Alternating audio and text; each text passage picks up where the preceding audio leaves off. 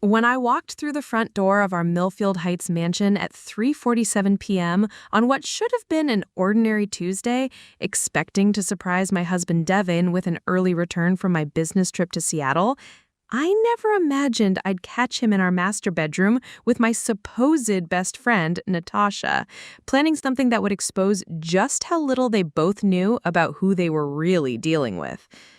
But what happened after they realized I'd been standing there recording everything would shatter their world in ways they never saw coming. Before we dive back in, let us know in the comments where you're watching from. And if this story resonates with you, don't forget to subscribe because tomorrow's story is something truly special I can't wait to share. My name is Cassandra Thorne, and if you've ever been betrayed by the two people you trusted most, if you've ever discovered that your entire life was built on lies, or if you've ever been underestimated by people who thought they knew your limits, stay with me.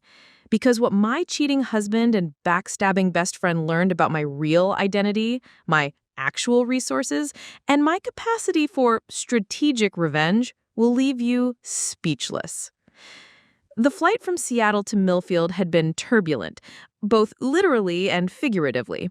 I'd wrapped up the Pemberton Industries merger 3 days ahead of schedule, which should have been cause for celebration. Instead, I found myself staring out the airplane window, thinking about how distant Devin had become over the past 6 months.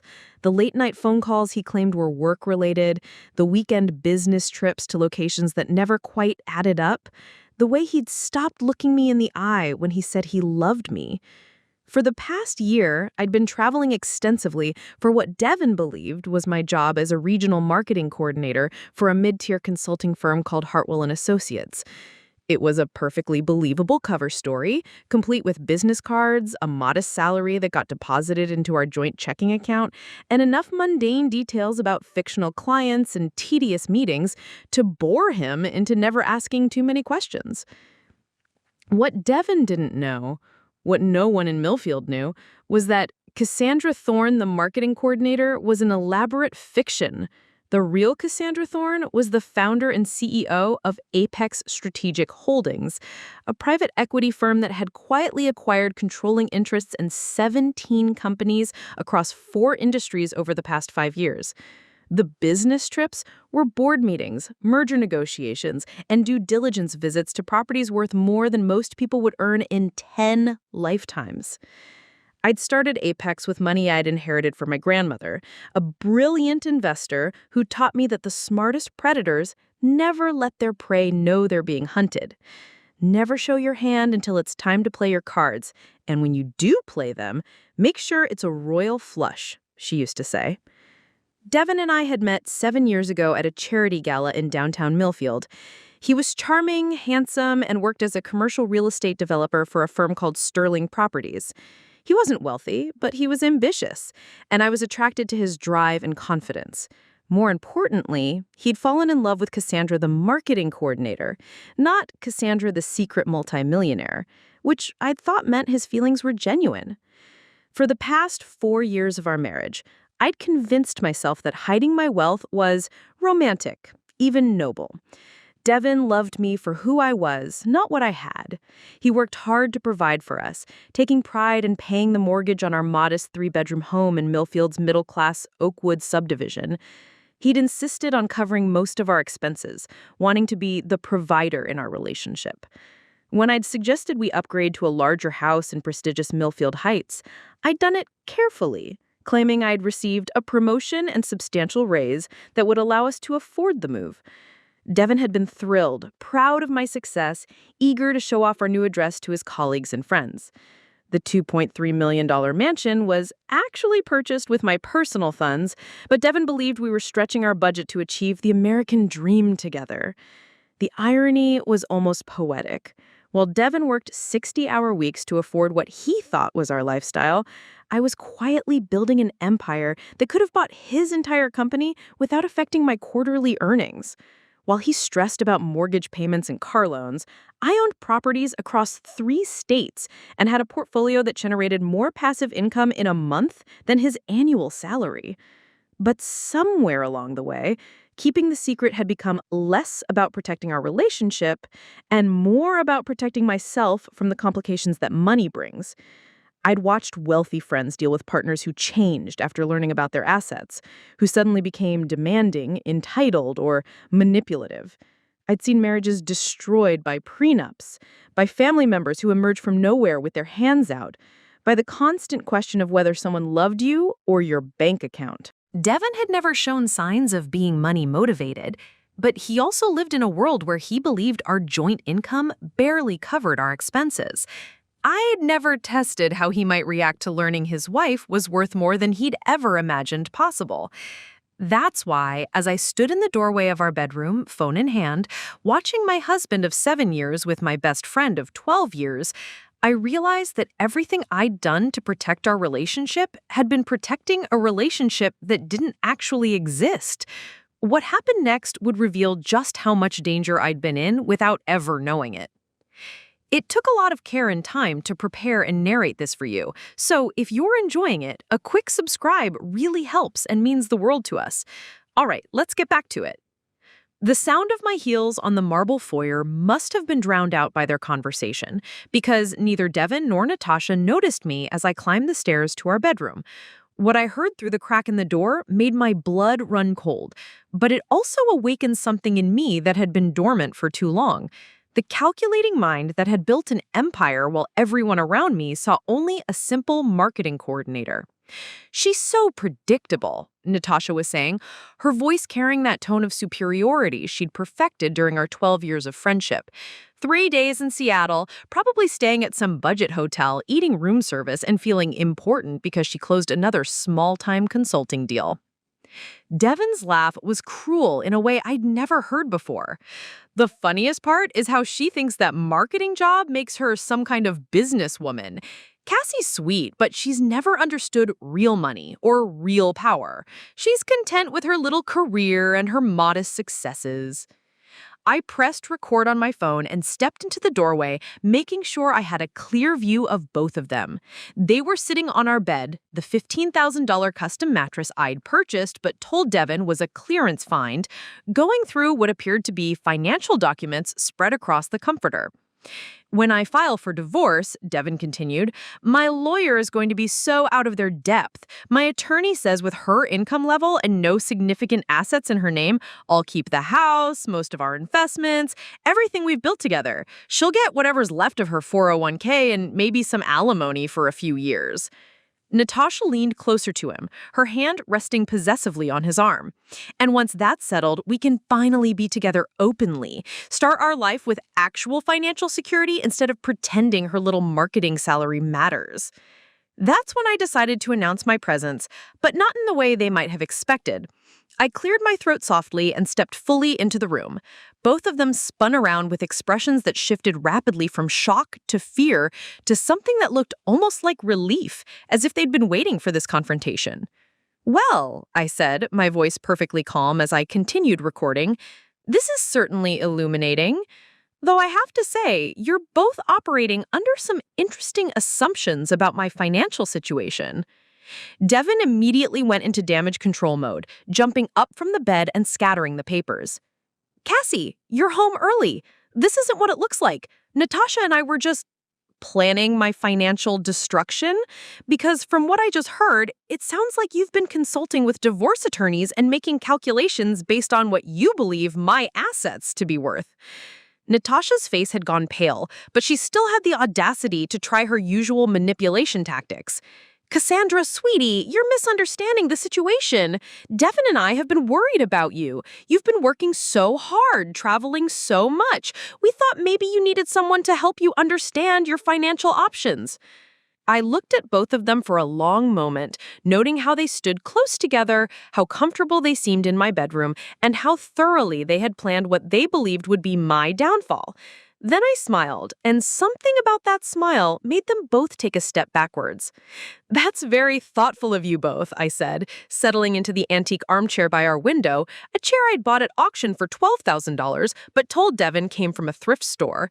"Since you're both so concerned about my financial literacy, maybe I should call my wealth management team for some advice." The number I dialed connected immediately. Good afternoon. This is Cassandra Thorne. I need to speak with Jonathan immediately about some urgent personal matters that might affect my portfolio positioning. Devin and Natasha exchanged glances, clearly confused by the professional tone of my conversation and the fact that someone was apparently taking my call seriously enough to put me through immediately to someone important. Yes, Jonathan, I'm fine, I continued, watching their faces as I spoke. I'm calling because I've encountered a situation that might require some strategic asset protection measures. Can you have the legal team prepare some preliminary documentation? I may need to make some significant changes to my holding structure. There was a pause as Jonathan spoke, and I could see Devin straining to hear the other side of the conversation.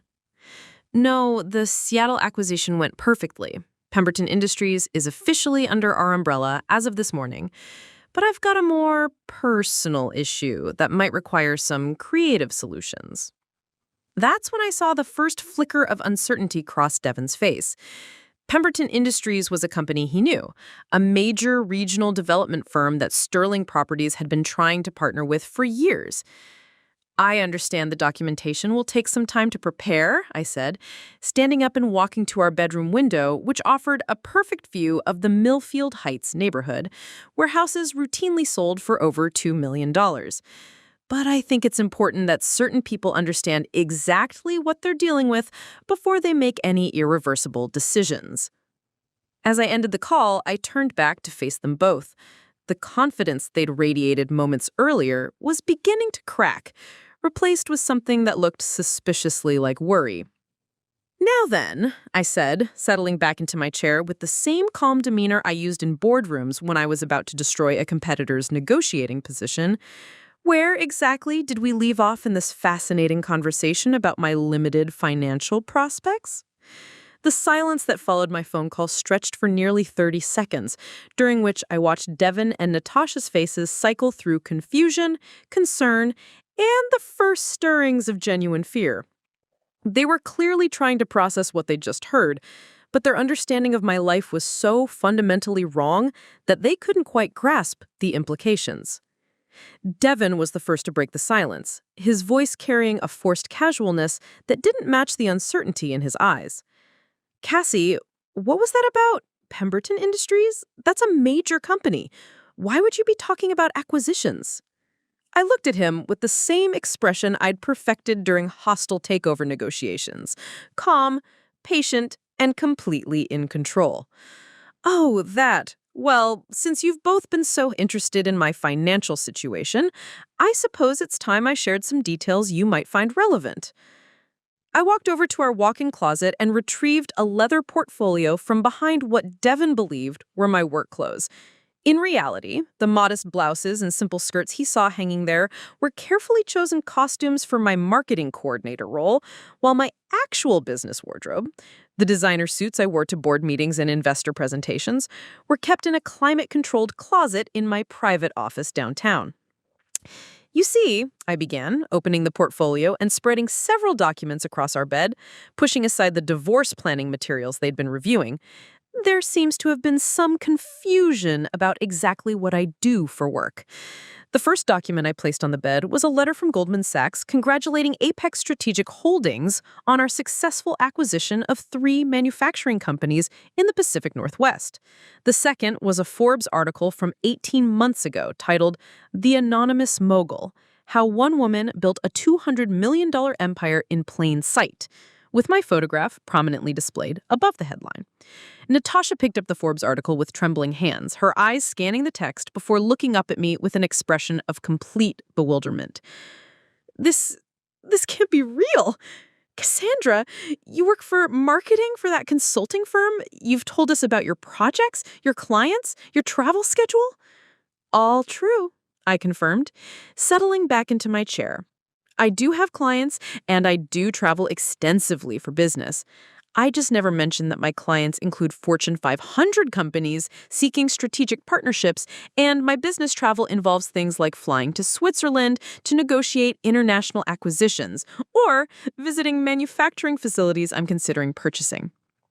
Devin was staring at a bank statement I'd included in the portfolio, his face growing paler by the second. This says your personal account balance is He stopped, apparently unable to say the number out loud. 47 million as of yesterday's close, though that's just my liquid assets. The real estate portfolio, business holdings, and investment accounts bring the total somewhat higher. I pulled out my tablet and opened an app that Devin had never seen before, a real-time dashboard showing the performance of all my holdings. This is Apex Strategic Holdings' current valuation. As you can see, we closed the Pemberton Industries acquisition this morning for $85 million. It was actually a relatively small purchase for us, but Pemberton had some intellectual property rights we needed for a larger project. The blood had completely drained from Devin's face. Sterling Properties, the company where he worked as a mid-level developer, had been trying to secure a partnership with Pemberton Industries for over 2 years. He'd spent countless evenings complaining about how Pemberton's executives were too arrogant to work with smaller firms like Sterling. "But how?" he whispered, sinking onto the bed beside the scattered documents. "How is this possible? We've been married for 7 years. We share bank accounts. I've seen your pay stubs, your tax returns." "You've seen exactly what I wanted you to see," I replied, my voice gentle but firm. "The marketing coordinator job is real. It's actually a consulting position I created through one of my subsidiary companies. The pay stubs, the tax returns, the modest lifestyle, all of it was carefully constructed to allow me to live normally while building something extraordinary." Natasha was frantically scrolling through the Forbes article on her phone, apparently fact-checking what she was seeing. "It says here that you started your company 5 years ago with inherited money and built it into one of the most successful private equity firms in the region. It says you own properties in 6 states and have controlling interests in companies across multiple industries." 7 states now, actually.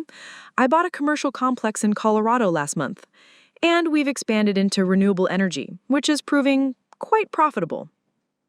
I walked to our bedroom window and gestured toward the neighborhood spread out below us. This house, for instance. Devin, you've been so proud of how we've stretched our budget to afford living in Millfield Heights, but the truth is, I bought this house outright with cash.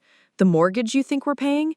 Those monthly transfers go into an investment account I established in your name. You've actually been building wealth without knowing it."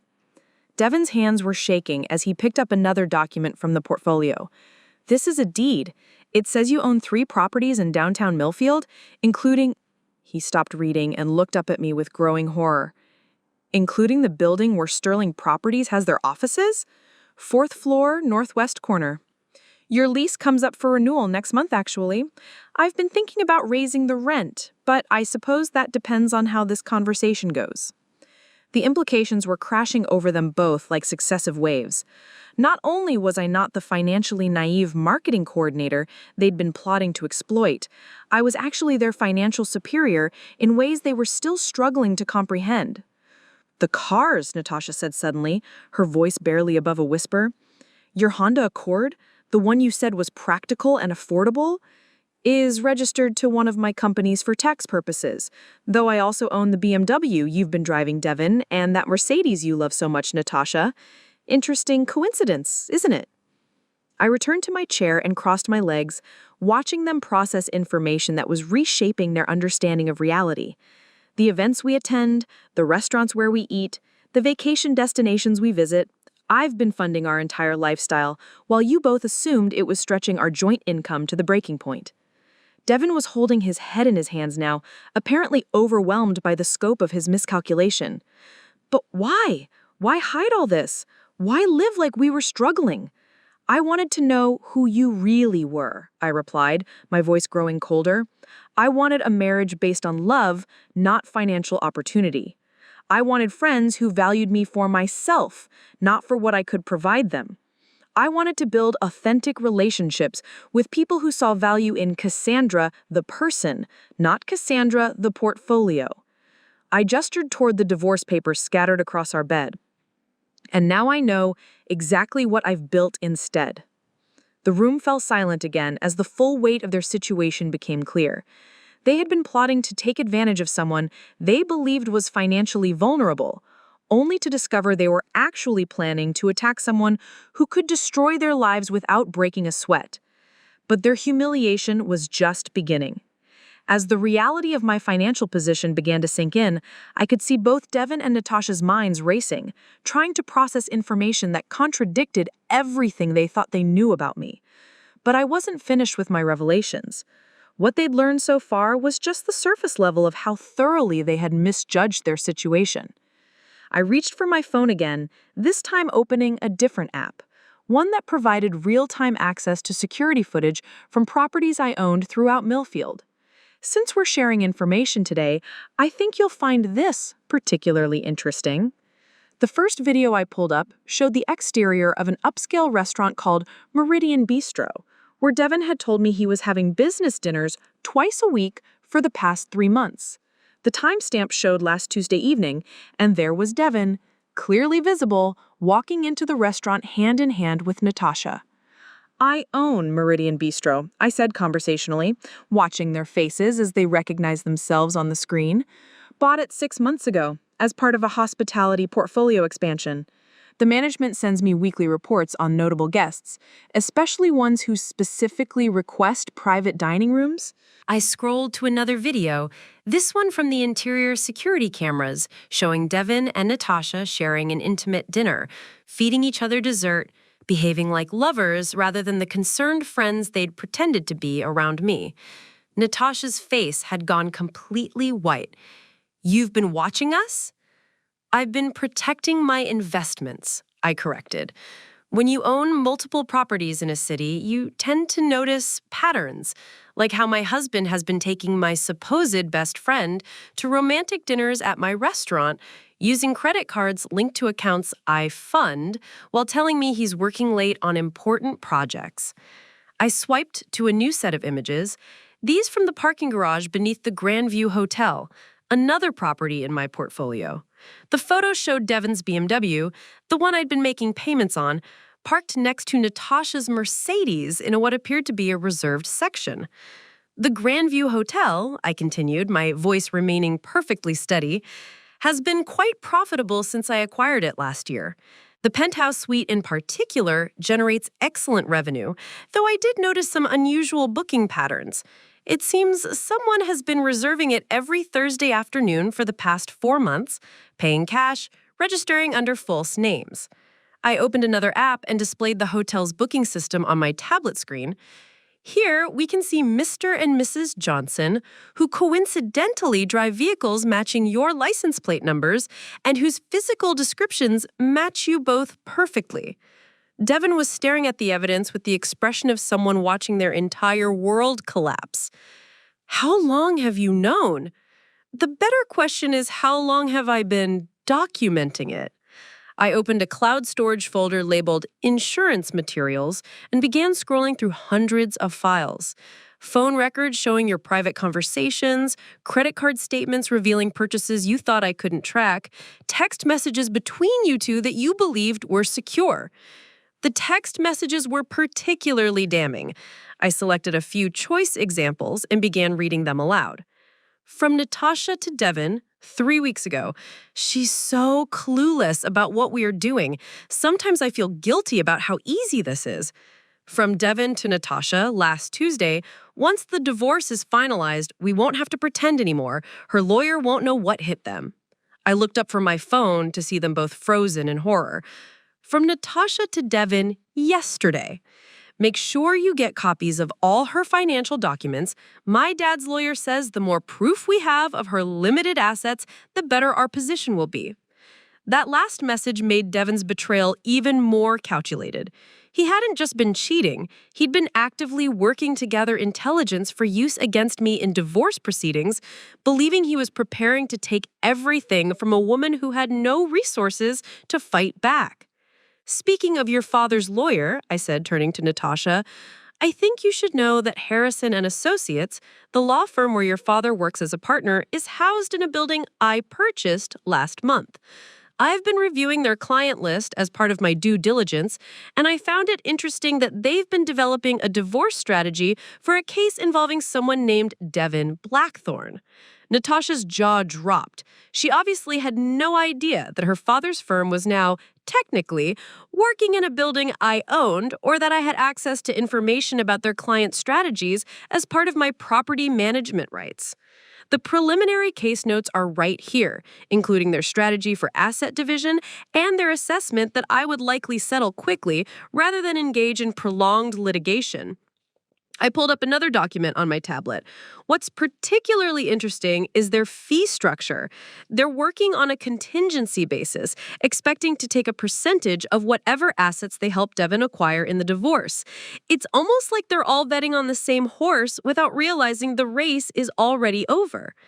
Devin was now sitting on the edge of the bed, his head in his hands, apparently overwhelmed by the scope of evidence I had accumulated. This is insane. You've been living a completely double life for years. No, I corrected firmly. I've been living an authentic life while providing you with the illusion of financial limitation. The double life belongs to you two. I've never lied about my feelings, my commitment to our marriage, or my friendship. I simply didn't advertise my net worth. I opened one more folder on my tablet, this one labeled Legal Preparations. What I have been doing, however, is preparing for various contingencies, including the possibility that people I trusted might try to take advantage of what they perceived as my vulnerability.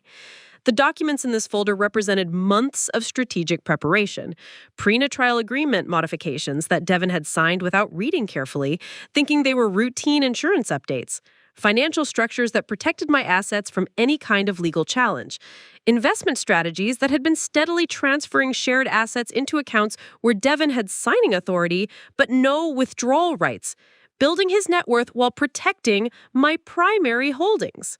You see, I explained, watching their faces as they processed this information, I've actually been making you both wealthier over the past several years. Devin, those investment accounts you think belong to both of us, the ones you've been calculating as part of your potential divorce settlement, they're entirely in your name, funded by my companies, but structured so that accessing them without my authorization would constitute fraud. I scrolled to another section. And Natasha, that consulting work you've been doing for what you thought were small marketing firms, those were actually contracts with my subsidiary companies. You've been working for me, indirectly, for over 2 years. The skills you've been developing, the professional network you've been building, the reputation you've been establishing, all of it has been funded and facilitated by the woman you've been plotting to help destroy. The irony was almost too perfect. While they'd been scheming to take advantage of my supposed financial weakness, I'd actually been systematically strengthening their positions, building their wealth, and creating opportunities for them, all while documenting their betrayal with the thoroughness of someone who understood that evidence, not emotion, wins legal battles. So, now that we've established the actual financial landscape, I said, closing the tablet and setting it aside, perhaps we should discuss what happens next. The fear in their eyes told me they were finally beginning to understand that they weren't the predators in this situation. They were the prey. The fear in their eyes was exactly what I'd been waiting to see. For months, I'd watched them operate under the assumption that I was financially naive and emotionally vulnerable, never suspecting that every move they made was being carefully observed and documented by someone who understood power dynamics far better than they could imagine. Now that we've established the true nature of our relationships, I said, walking to the mahogany desk in the corner of our bedroom, a piece Devin believed was an expensive splurge we could barely afford, I think it's time we discussed the practical implications of your choices. I opened the desk's hidden compartment, something Devin had never known existed, and withdrew a thick folder marked Contingency Plans, Marriage Dissolution. Inside were documents that would systematically dismantle every assumption they'd made about how a divorce would proceed. Devin, you mentioned earlier that your attorney believes you'll keep the house in a divorce settlement. I placed the first document on the bed between them. This is the actual deed to this property. As you can see, it's held in a trust controlled entirely by Apex Strategic Holdings. You've never had any legal claim to this house. His hands shook as he examined the document. But we've been making mortgage payments together. I've been contributing to the household expenses. You've been making deposits into an investment account I created in your name. Every penny you thought was going toward our shared mortgage has actually been building your personal wealth. The account currently contains over $180,000, all legally yours. I've been making you richer while you planned to make me destitute.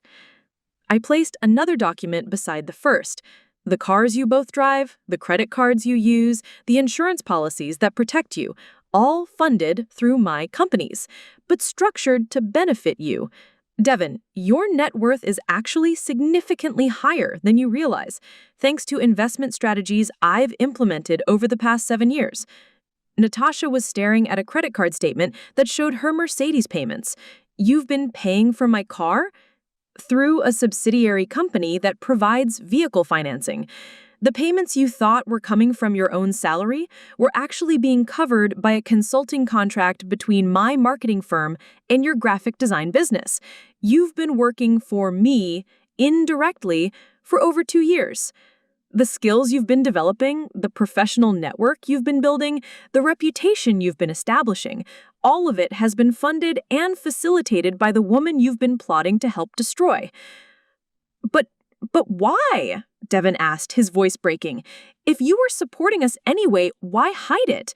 Why make it so complicated? I sat back down in my chair and regarded them both with the same analytical gaze I used when evaluating potential acquisitions. Because I wanted to see who you really were when you thought you held the power. I wanted to know if your affection for me was genuine, or if it was dependent on what you could gain from our relationship. I opened my tablet again and pulled up a different set of files. For 7 years, Devin, you've told me you loved my independence, my work ethic, my modest approach to life. You said you didn't want a wife who was materialistic or obsessed with status symbols. You claimed you fell in love with me because I was different from other women who only cared about money. The screen showed a compilation of text messages between Devin and Natasha over the past 6 months, messages that revealed a very different perspective. But here's what you really think about the woman you married. From Devin to Natasha 2 months ago, Cassie's so limited in her thinking. She doesn't understand how real wealth works or how to leverage opportunities. Sometimes I wonder what I could accomplish with someone who actually had ambition. Devin's face crumpled as I continued reading. From Devin to Natasha, 6 weeks ago. She's satisfied with such small achievements. I need someone who thinks bigger, who wants more from life. When this is over, we can finally build something impressive together. I scrolled to another message. And from Natasha to Devin, just last week. She's so grateful for the smallest things. It's almost pathetic how easily pleased she is. You deserve someone who can match your vision and sophistication. The messages painted a clear picture of how they really saw me. Not as someone choosing simplicity from a position of strength, but as someone limited by lack of vision and resources. They'd convinced each other that they were superior beings trapped in relationships with someone who couldn't appreciate their greatness. What's particularly interesting, I continued, is how your opinion of my limitations directly correlates with the financial support you've been receiving. The more I invested in your success, the more you became convinced that you were outgrowing me. I pulled up bank records showing the steady increase in payments to both of them over the past year. As your consulting fees increased, Natasha, your respect for me decreased. As your investment accounts grew, Devin, your appreciation for our marriage diminished. It's almost like you both needed to diminish me psychologically in order to feel entitled to the resources I was providing. Natasha was crying now, mascara streaking down her cheeks as she processed the full scope of how her financial stability had been built on a foundation she'd never acknowledged. I didn't know. I swear I didn't realize the money was coming from you. Of course you didn't. That was the point. I wanted to see if success would make you kinder or crueler. if financial security would make you more or less loyal. The results have been quite illuminating. I stood and walked to our bedroom window, looking out over the neighborhood where every house represented someone else's idea of success. For the past year, you've both been living the lives you told me you wanted. Devin, you've had the resources to make significant real estate investments and build professional credibility. Natasha, you've had the financial freedom to grow your business and establish yourself in Millfield's creative community.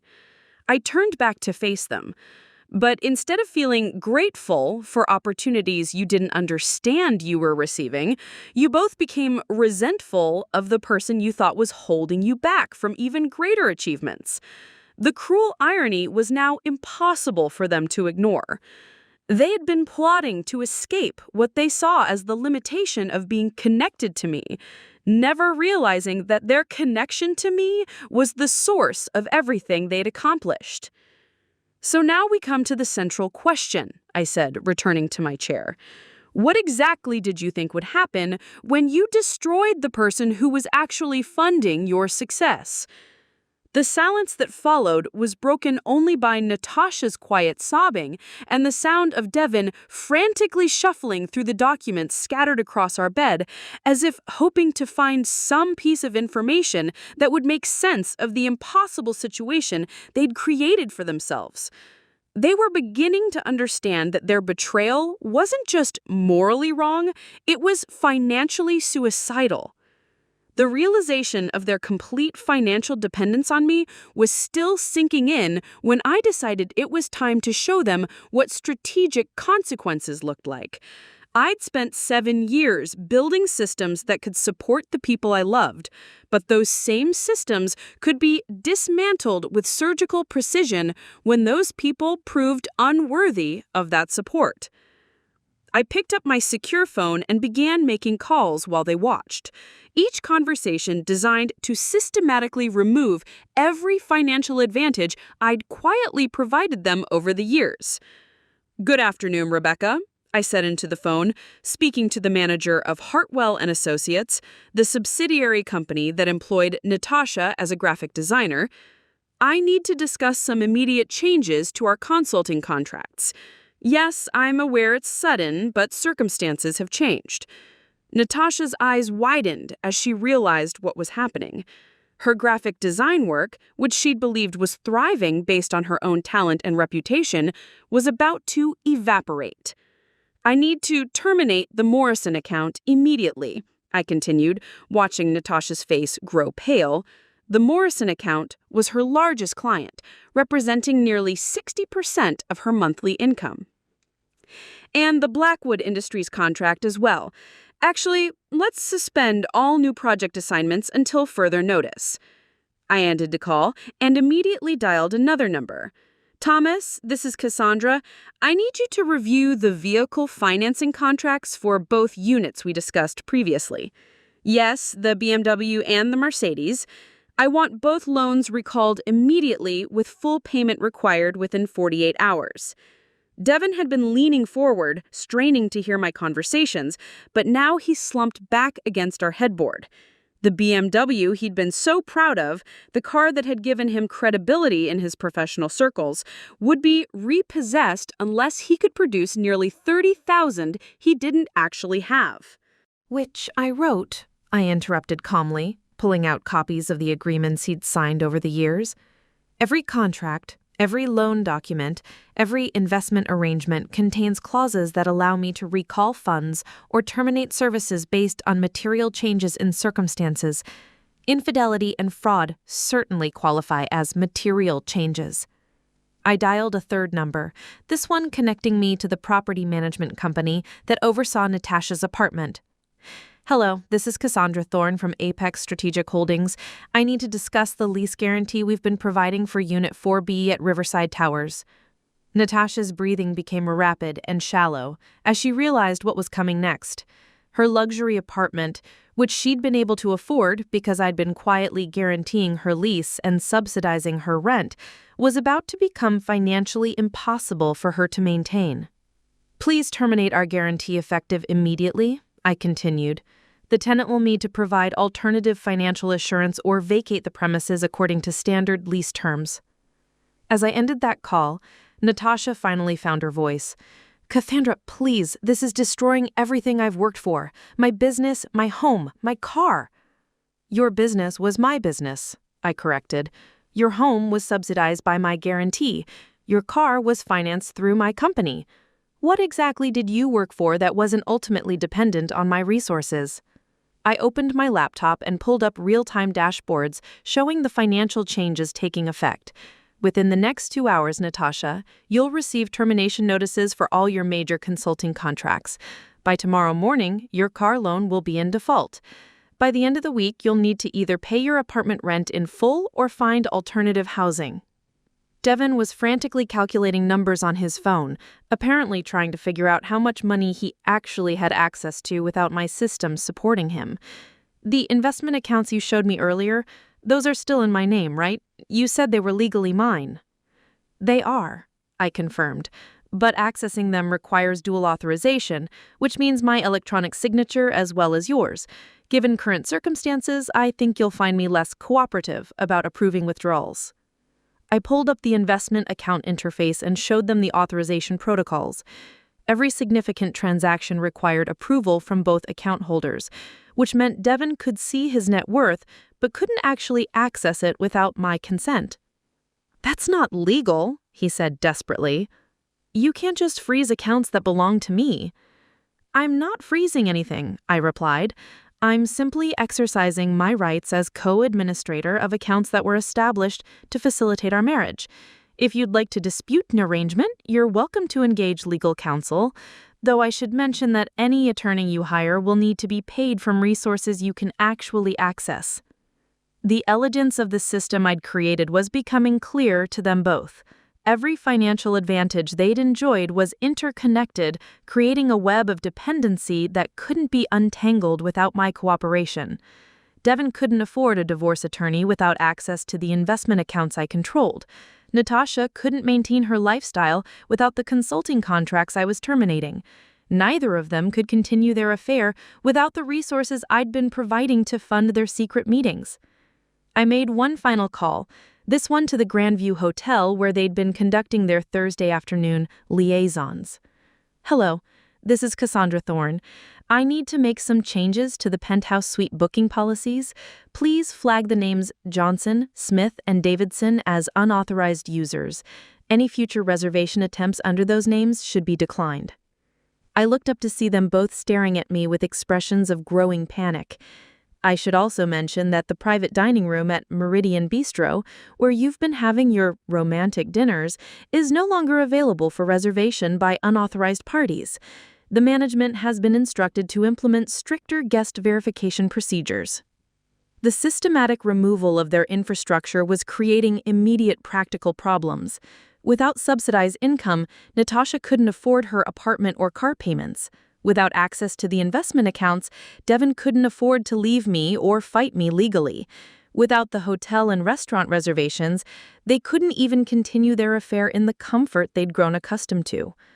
This is psychological torture, Natasha said, her voice breaking. You're systematically destroying our lives. I'm systematically removing my support from people who were systematically planning to destroy mine. The difference is that you were targeting someone you believed was vulnerable and defenseless. I'm responding to people who proved they were willing to exploit what they perceived as weakness. I closed my laptop and looked at them both with the same clinical detachment I used when shutting down underperforming business units. You spent months calculating how to take everything from me, based on the assumption that I had nothing to fight back with. Now you're discovering what it feels like to have everything taken from you by someone who actually understands how power works. Devin was scrolling through his phone contacts, apparently looking for someone who might be able to help them navigate this crisis. There has to be something we can do. Some legal recourse, some way to challenge this. With what resources? I asked. The lawyers you'd need to hire cost more per hour than either of you makes in a week, from sources that aren't connected to me. The financial experts who might advise you work for firms that do business with my companies. Even if you found independent counsel, they'd need retainers you can't afford and would be facing legal teams I've been building relationships with for years. The trap was perfect in its simplicity. They'd become so dependent on my financial ecosystem that removing my support didn't just make them poorer, it made them powerless to fight back against the removal itself. But their humiliation was far from complete. The financial consequences I'd set in motion were only the beginning. Within hours of my systematic dismantling of their support systems, Devin and Natasha began their desperate counterattack, and it was even more pathetic than I'd anticipated. My phone started buzzing with calls around 6 p.m. The first was from Devin's mother, Eleanor Blackthorne, a woman who had never particularly liked me, but had always been polite for her son's sake. "Cassandra, dear," her voice carried that fake sweetness that barely concealed her disdain, "Devin has told me about your episode today. He's very concerned about your mental state. Perhaps you should consider getting some professional help before you do something you'll regret." I put the call on speaker so Devin and Natasha could hear my response. They were still in our bedroom, frantically making calls of their own, apparently coordinating their strategy to paint me as mentally unstable. "Hello, Eleanor," I replied calmly. "It's interesting that Devin would frame my discovery of his affair as a mental health episode. Did he mention that I caught him planning my financial destruction with my former best friend?" There was a pause before Eleanor's voice returned, sharper now. "Devin has explained that you've been having delusions about wealth and success. He's worried that the stress of your little job has made you paranoid and vindictive." "My little job," I repeated, opening my laptop to pull up some financial documents. "Eleanor, are you familiar with Riverside Medical Center, where you've been receiving treatment for your arthritis?" "Of course, but what does that have to do with—" "I acquired the controlling interest in Riverside Medical Center 8 months ago. The excellent care you've been receiving, the specialists who've been managing your treatment plan, the reduced fees you've been paying through their financial assistance program, all possible because your son's wife owns the facility." The silence on the other end of the line was profound. Eleanor's medical bills had been devastating before she'd qualified for what she thought was a charitable assistance program at Riverside Medical Center. She had no idea that her relief from crippling medical debt was the direct result of my intervention. "That's impossible," she whispered. "Devin said you work in marketing for some small firm." "Devin says a lot of things that aren't true," I replied. "Would you like me to send you the acquisition paperwork? Or perhaps you'd prefer to see the documentation showing how I've personally ensured your medical treatments remain affordable?" I could hear Devin in the background, apparently trying to take the phone from his mother, but she was demanding explanations. Their whispered argument was audible through the speaker before Eleanor returned to the call.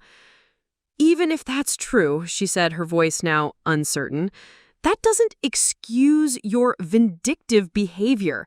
Taking away Devin's car, threatening his livelihood, that's not how a loving wife handles marital problems." "You're absolutely right," I agreed. "A loving wife would never handle problems this way. Just like a loving husband would never plan to financially destroy his wife while conducting an affair with her best friend. I suppose we're all learning new things about each other today."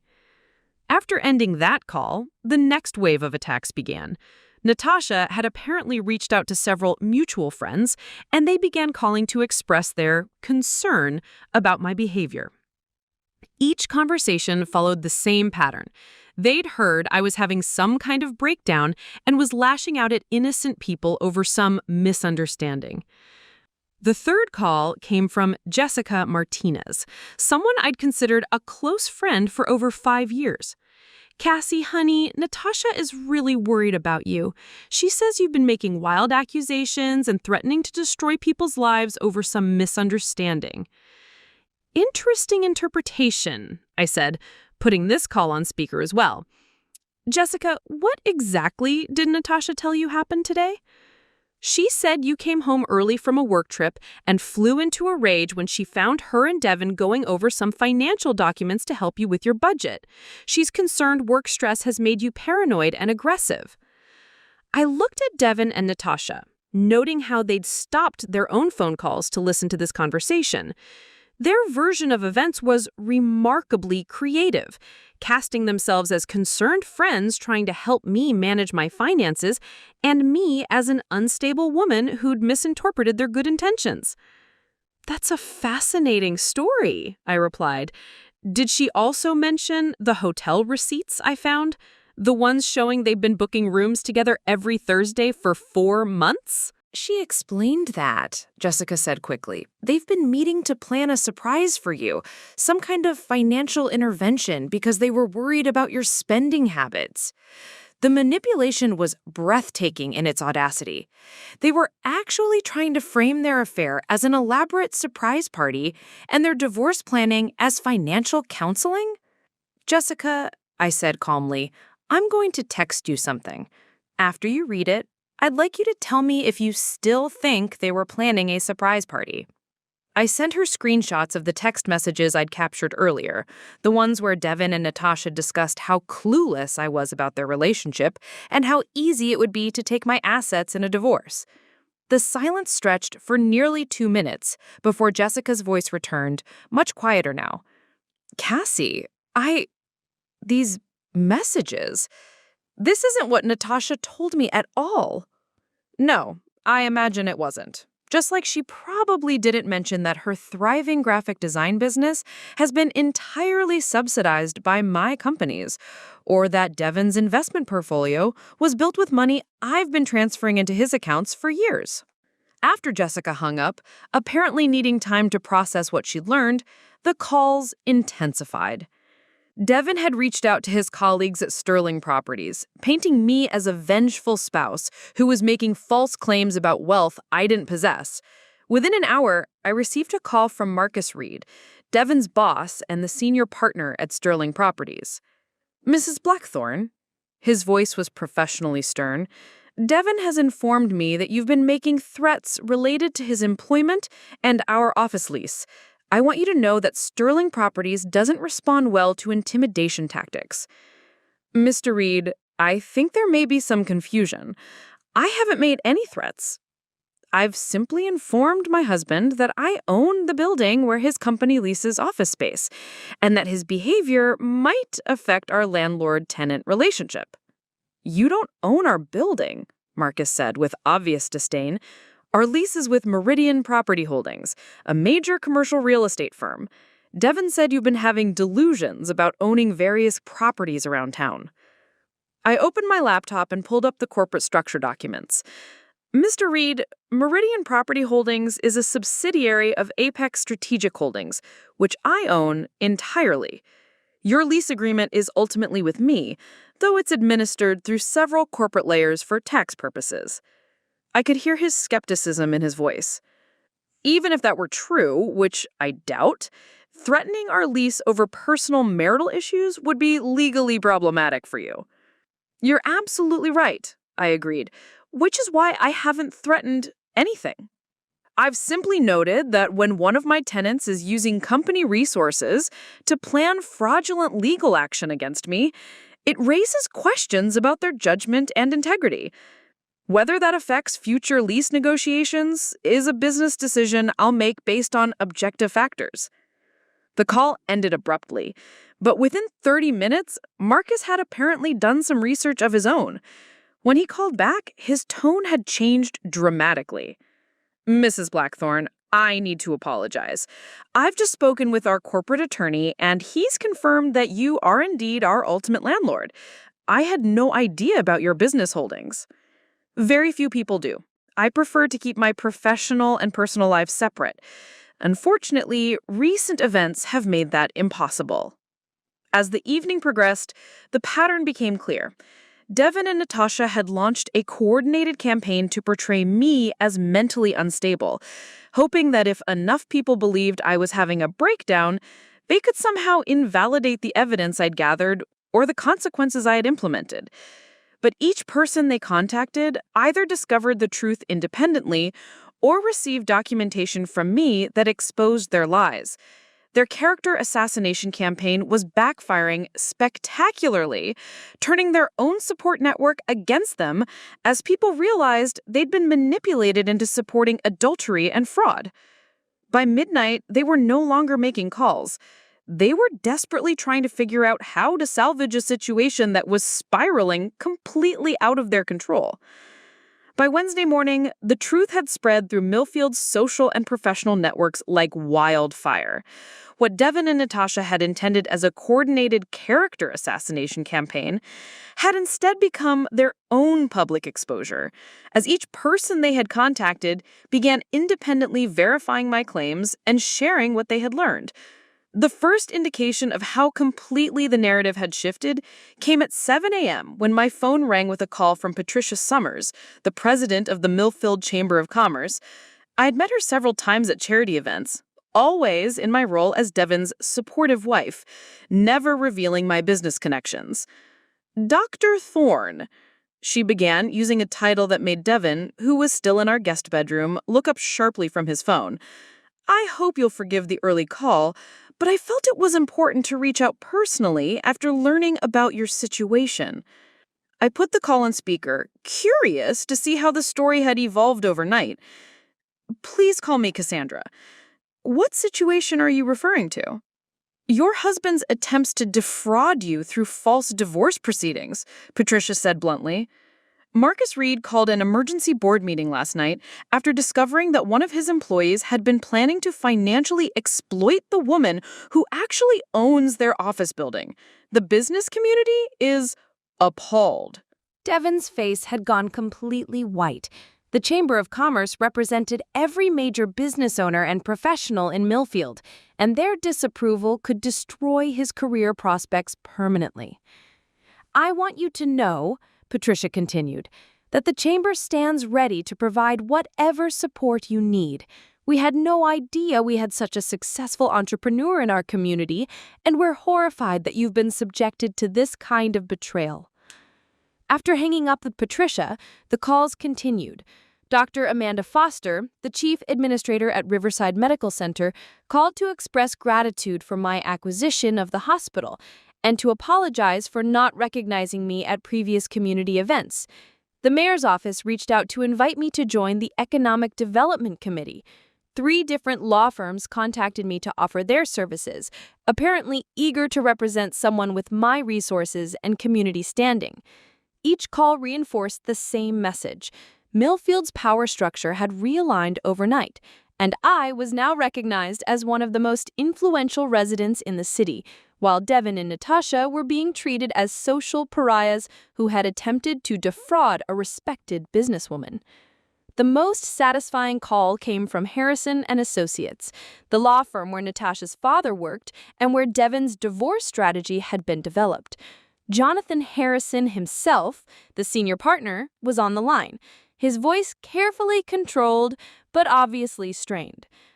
Ms. Thorne, I'm calling to inform you that we are immediately withdrawing from representation of Mr. Blackthorne. It has come to our attention that the case was predicated on materially false information about your financial status.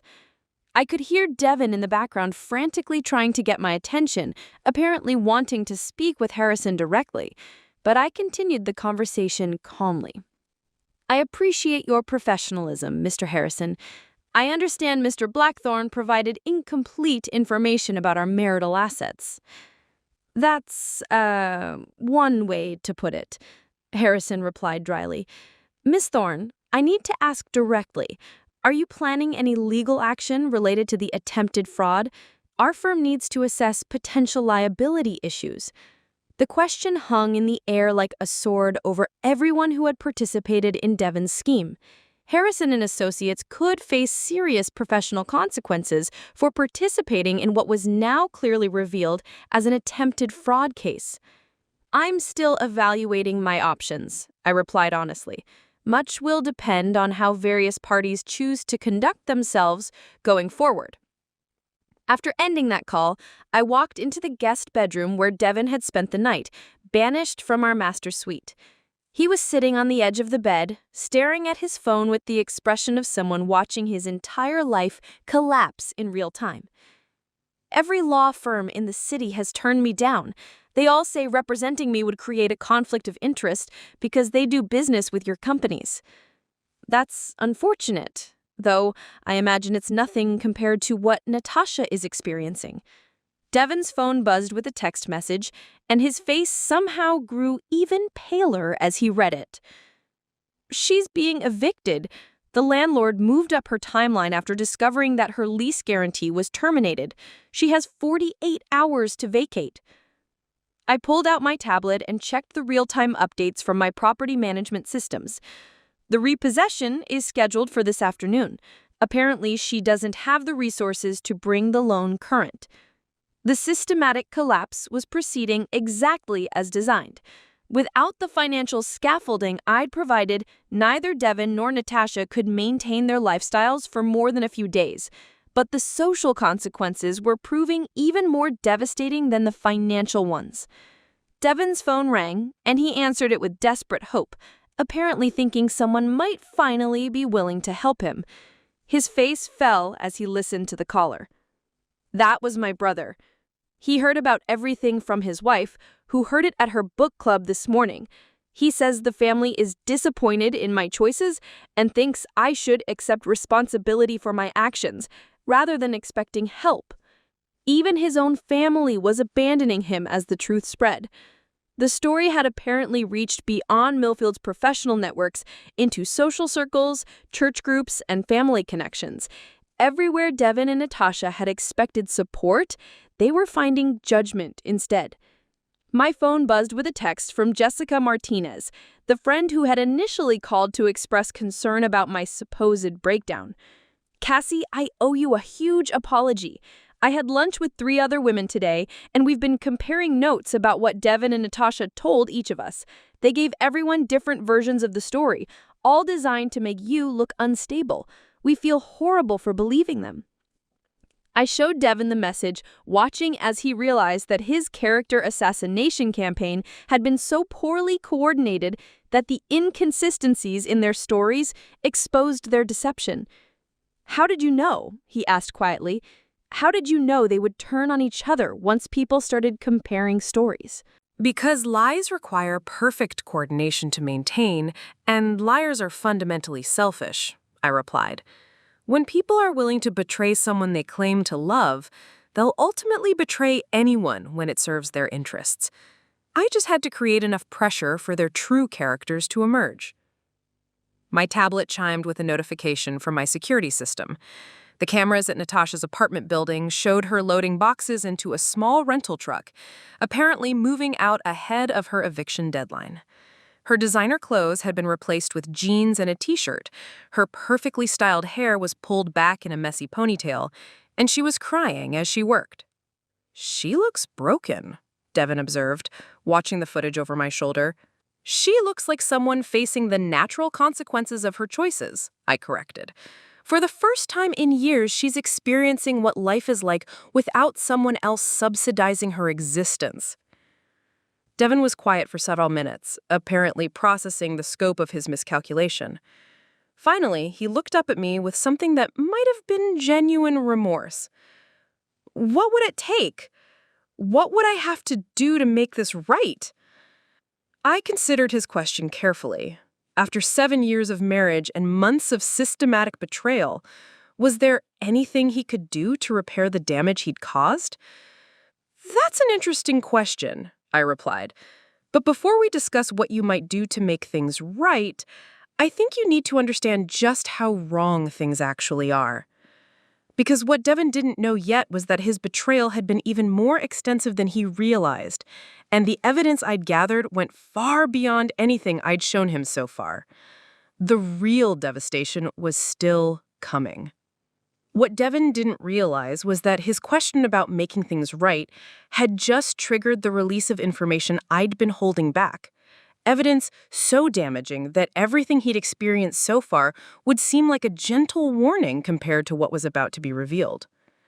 I opened a secure folder on my tablet, one labeled Deep Background Investigation, and began scrolling through documents that would expose the true scope of his betrayal. Before we discuss redemption, Devin, I think you should understand exactly what you're asking to be forgiven for. The first document I showed him was a financial analysis conducted by my security team 3 months ago, when I'd first begun to suspect something was wrong. This is a complete audit of every financial transaction you've made in the past 2 years, cross-reference with your stated activities and whereabouts.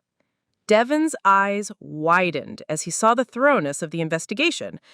Every credit card purchase, every cash withdrawal, every electronic payment had been analyzed and categorized.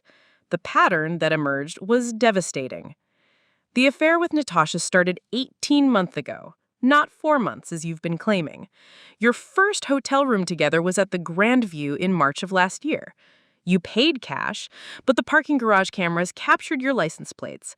And the timing coincides with when you told me you were working late on the Morrison project. I scrolled to another section of the report. But Natasha wasn't your first affair, was it, Devin? The color drained completely from his face. What do you mean? I mean Rebecca Chen from your office.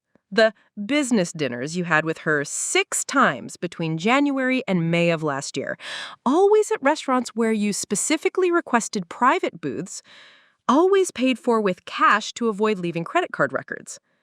I pulled up surveillance photos from 3 different restaurants showing Devin with a young woman from Sterling Properties, their body language clearly intimate rather than professional. Rebecca lasted about 4 months before you moved on to Natasha. I'm curious, did you get bored with her, or did she start expecting more commitment than you were willing to provide? Devin was staring at the evidence with the expression of someone watching their carefully constructed lies crumble into dust. How long have you been investigating me? I replied. Since the moment your behavior patterns changed. Did you really think I built a multi-million-dollar company by ignoring obvious warning signs? When someone who claims to love me starts lying about their whereabouts and expenses, I investigate.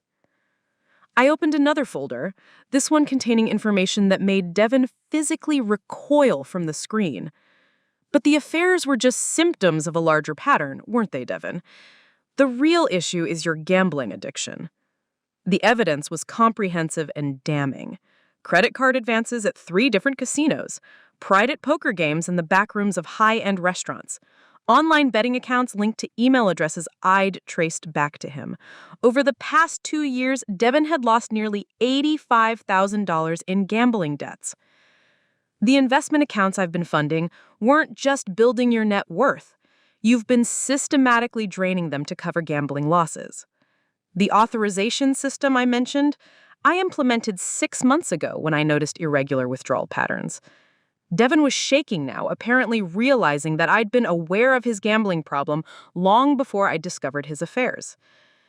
Cassie, I can explain. You can explain how you stole from your wife to fund your addiction while planning to divorce her to cover your debts? I interrupted. Because that's what this divorce was really about, wasn't it? You needed access to assets you believed I had, and you needed to eliminate any legal claim I might have on property you thought belonged to both of us. I pulled up another document, this one showing the true scope of Devin's financial desperation. You owe money to some very unpleasant people, don't you? Marcus Volkov from the underground poker games at the Riverside Club? Tony Marchetti from the sports betting operation downtown? These aren't the kind of creditors who accept payment plans. The fear in Devin's eyes confirmed what my investigation had revealed. His gambling debts weren't just financial problems, they were physical safety issues. The kind of people he owed money to had a reputation for collecting debts through violence when necessary. The affair with Natasha wasn't about love, I continued, watching him carefully. It was about recruitment. You needed someone to help you access my financial information, someone who could get close enough to me to gather intelligence about my assets and vulnerabilities. I scrolled to a series of text messages between Devin and Natasha that painted an even darker picture of their relationship. From Devin to Natasha 8 months ago. I need you to find out more about Cassie's work situation. There might be money there we don't know about. From Natasha to Devin 6 months ago. She's definitely hiding something. Her travel schedule doesn't match what she tells us about her job. The messages revealed a calculated campaign to infiltrate my life and extract information. Natasha hadn't been seduced by Devin. She'd been recruited as an intelligence asset in his scheme to access my wealth. But the most interesting discovery, I said, opening a final folder, was what happened when your plans started to fall apart.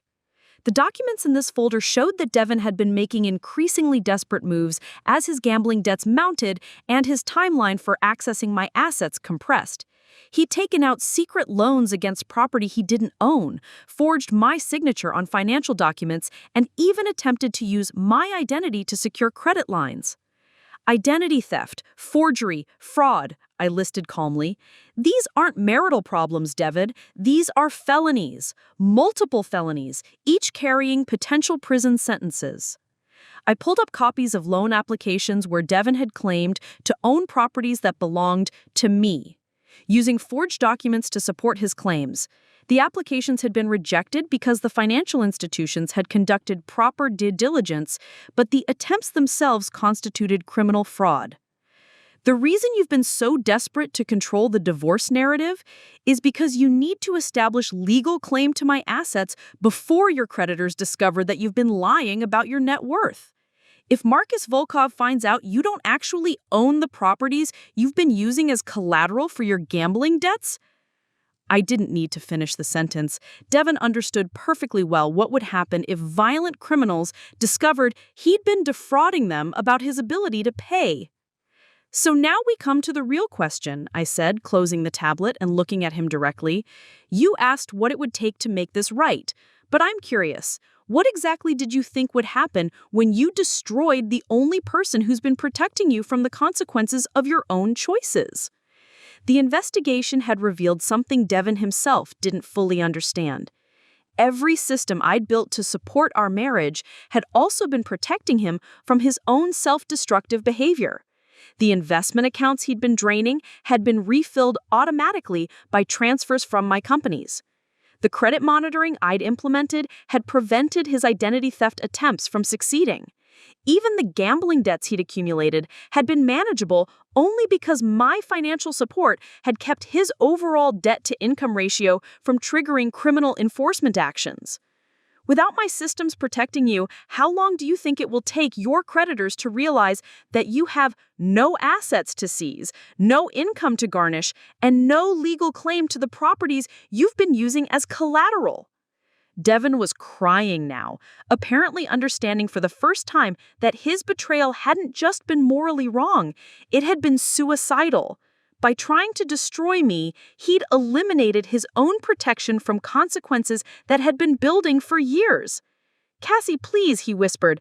I know I've made terrible mistakes. I know I don't deserve forgiveness. But if you cut me off completely, if you expose everything... If I expose everything, you'll face the natural consequences of choices you made entirely on your own.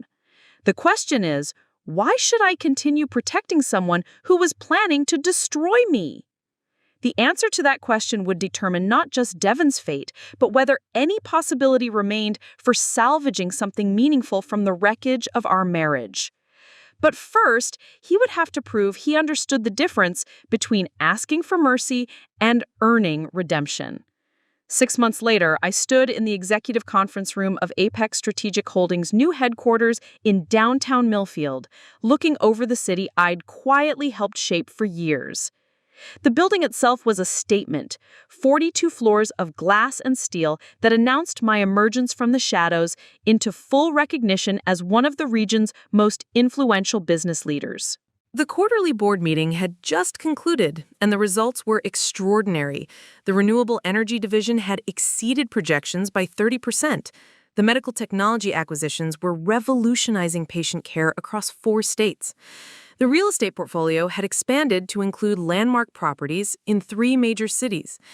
Everything I'd built while hiding behind the facade of a marketing coordinator was now operating at full capacity, unencumbered by the need for secrecy. But the most significant transformation wasn't in my business empire. It was in the relationships that had emerged from the ashes of my old life. My assistant knocked on the conference room door. "Ms. Thorne, your 3 o'clock appointment is here." The person who entered was barely recognizable as the woman I'd caught in my bedroom 6 months earlier. Natasha looked genuinely healthy for the first time in years. No designer clothes, no excessive makeup, no desperate attempt to project success she couldn't afford. She was wearing simple jeans and a sweater, her hair in a natural style, and most importantly, she was carrying herself with something that looked like actual self-respect. "Thank you for seeing me," she said, settling into the chair across from my desk. "I know you didn't have to agree to this meeting." "I was curious," I admitted. "Your message said you had something important to discuss, but you've been very careful not to ask for anything over the past 6 months. That's different." The last half year had been a profound education for both Natasha and Devin. Stripped of the financial support they never acknowledged receiving, they'd been forced to confront who they actually were when they couldn't rely on resources they hadn't earned. Natasha had moved back in with her parents initially, a humbling experience that had apparently provided some much-needed perspective. She'd found work at a small marketing firm, not the glamorous creative director position she'd held when I was subsidizing her income, but genuine entry-level work where she had to prove her abilities rather than coast on artificial financial stability. "I wanted to update you on the restitution program," she said, pulling out a folder. "I know you didn't require it, but I've been working with a financial counselor to calculate exactly how much benefit I received from your companies over the years." She handed me a detailed breakdown showing consulting fees, subsidized expenses, and indirect benefits totaling nearly $240,000 over 3 years. The analysis was thorough and honest, showing an understanding of financial accountability I'd never seen from her before. "I've set up a payment plan," she continued. "It will take me 8 years to repay everything at current income levels, but I wanted you to see that I'm committed to making this right." I reviewed her documentation, noting the realistic timeline and the fact that she'd calculated interest on the amounts owed. "This is impressive work, Natasha. But I'm curious. Why? I never demanded restitution, and you could have simply moved on with your life." "Because I needed to understand what I had actually taken from you. Not just the money, but the opportunities, the security, the peace of mind. For 3 years, I lived a life I hadn't earned while convincing myself I deserved it. I need to earn my own life now." She pulled out another document, this one showing her current budget and lifestyle. She was living in a modest apartment, driving a used car, building her career through actual achievement rather than subsidized success. It was the kind of authentic life I'd once hoped she might choose voluntarily. "There's something else," she said, her voice becoming more serious. "I've been working with a therapist to understand why I participated in what Devin planned. What I discovered about myself wasn't pleasant." She handed me a letter she'd written, addressed to me, but apparently never intended for sending. It was a detailed analysis of her own motivations, acknowledging the jealousy, entitlement, and resentment that had driven her betrayal. "I convinced myself that you were limiting my potential," she explained. "Every time you helped me succeed, I resented the help instead of appreciating it. I needed to believe you were holding me back to justify taking from you." The psychological insight was remarkable, showing a level of self-awareness that the old Natasha had never possessed. "And now?" "Now, I understand that you were never limiting me. I was limiting myself by refusing to acknowledge my dependence on your generosity. The life I'm building now is smaller than what I had before, but it's actually mine." As if summoned by our conversation about personal transformation, my phone buzzed with a message from Devin. Over the past 6 months, he'd undergone his own journey of forced accountability, though his path had been considerably more difficult. "How is he doing?" Natasha asked, apparently noticing my phone notification. "Better than expected," I replied honestly. "The gambling addiction treatment program has been successful, and his work with the debt restructuring counselors has prevented the worst-case scenarios we discussed." Devin's transformation had been more dramatic than Natasha's, partly because his consequences had been more severe. The revelation of his gambling debts and criminal behavior had cost him his job at Sterling Properties, but it had also forced him to confront addictions and behavioral patterns that had been destroying his life for years. I had ultimately decided not to press criminal charges for the identity theft and fraud, partly because prosecution would have made it impossible for him to earn the money needed to address his gambling debts safely. Instead, I'd structured a supervised rehabilitation program that addressed both his addictions and his debts while keeping him out of prison. The construction work has been good for him, I continued, checking another message from his supervisor. Physical labor, regular hours, direct connection between effort and results. He's been clean from gambling for 4 months now. Devin was working for a construction company owned by one of my subsidiary firms, though he didn't know about that connection. The job paid enough to cover basic living expenses and debt payments, while providing the structure and accountability he'd never had in his previous career. "Do you think—" Natasha began, then stopped herself. "I'm sorry, it's not my place to ask." "Go ahead. Do you think there's any possibility of reconciliation? Between you and Devin, I mean? He's changed so much, and I know he's genuinely remorseful." I considered the question seriously. Over the past 6 months, Devin had demonstrated genuine change in ways that went far beyond his letters of apology and requests for forgiveness. He'd entered therapy voluntarily, maintained his sobriety, and worked consistently to address the debts and problems he'd created. Most importantly, he'd done all of this without asking anything from me, apparently understanding that his transformation needed to be genuine rather than performative. "We've had some conversations," I admitted. "Supervised meetings with counselors present, discussions about what went wrong and why. He's different, more honest, more self-aware. He's working to become someone worthy of trust again." But the question of reconciliation was complicated by factors that went beyond Devin's personal growth. The investigation I'd conducted had revealed the depth of his betrayal, but it had also clarified something equally important. The person I'd become during our marriage wasn't someone I wanted to be again. The woman who hid her success to make others comfortable. The woman who subsidized other people's lives while minimizing her own achievements. She's gone. I've built something extraordinary here, and I won't diminish it for anyone ever again. I gestured around the conference room, with its view of the city and its evidence of real accomplishment. Whatever relationships I have going forward need to enhance this life, not require me to hide from it. Natasha nodded thoughtfully. "That makes sense. You shouldn't have to make yourself smaller to make other people comfortable." As our meeting concluded, I reflected on the strange journey that had brought us all to this point.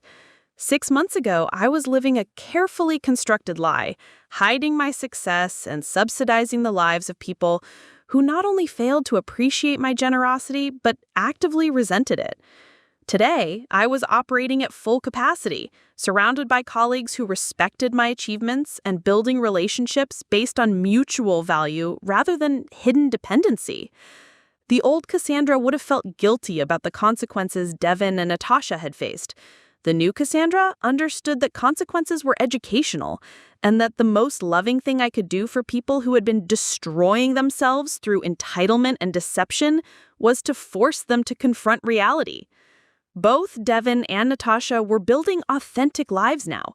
Smaller lives than they had when I was subsidizing their existence, but genuine lives based on their own efforts and abilities.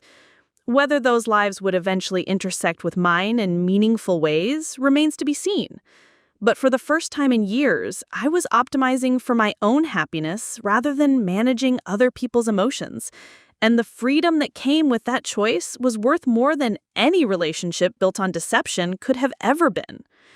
The woman who had once hid her empire to preserve a marriage was gone.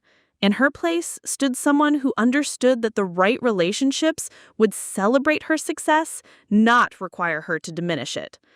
And that transformation, more than any business acquisition or financial milestone, represented the real victory.